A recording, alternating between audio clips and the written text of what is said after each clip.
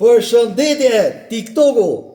Ritakohemi sërish me Kymco Exciting 250, vitit 2008.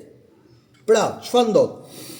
Këto lloj motorash Kymco Exciting ka lindur vitin 2005, nga është prodhuar deri në vitin 2009, ndërsa në vitin 2010 ka dalë Kymco Downtown. Exciting është ripërsëritur prap në modelin 400 kubik në vitin 2015.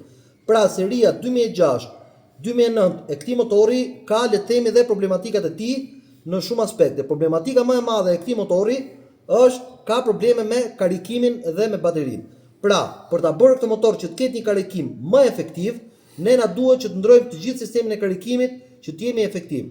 Sinqerisht që kjo pjesë ka kosto, por është një problem që zgjidhet duke remontuar të gjithë sistemin e karikimit dhe atëherë nuk do të keni më probleme. Sepse është diçka. Ky motor në depozitën e tij, të statokardin e tij mban 900 gram vaj.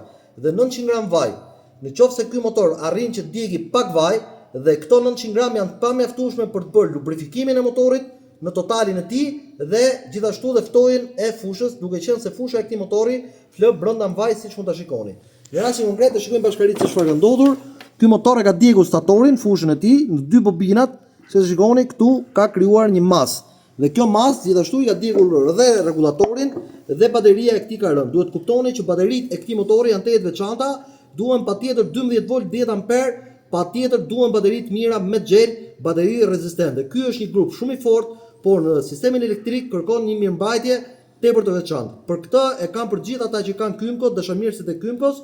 Kymco është një prodhim i Tajvanit, është një motor shumë i fortë, ndaj vlerësoni këtë motor sepse është goxha i mirë.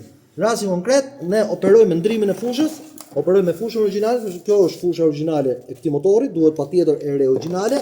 Në rastin konkret do t'i montojmë rregullatorin e ri, modelin e ri të rregullatorit, duke qenë se modeli i vjetër i këtij rregullatori është pak më i dobët se sa ky dhe ky është më rezistent sepse është për Kymco 300 dhe 500. Në rastin konkret operojmë dhe me guarnicionin origjinal të Athenas. Athena ka guarnicionet më të mira në botë. Ndaj duhet jeni shumë kujdesshëm aty ku shkeni. Faleminderit.